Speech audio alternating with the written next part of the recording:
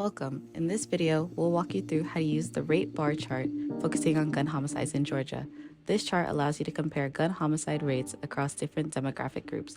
For example, Black non-Hispanic individuals in Georgia experience a significantly higher rate of gun homicides, 27 per 100,000, compared to other groups like white non-Hispanic individuals whose rate is 3.4 per 100,000. The height of each bar represents the rate of gun homicides per 100,000 people for each racial and ethnic group. You can also see that some groups like Asian, Indigenous, and Native Hawaiian populations show rates of less than 0.1 per 100,000. To use this chart, start by examining the groups you're most interested in. Identify where rates are the highest, as these disparities often highlight where action is needed the most. Once you've identified these trends, use this data to support your advocacy efforts.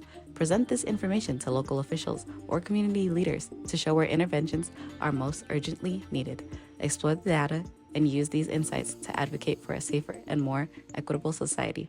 Together, we can address these disparities in gun violence.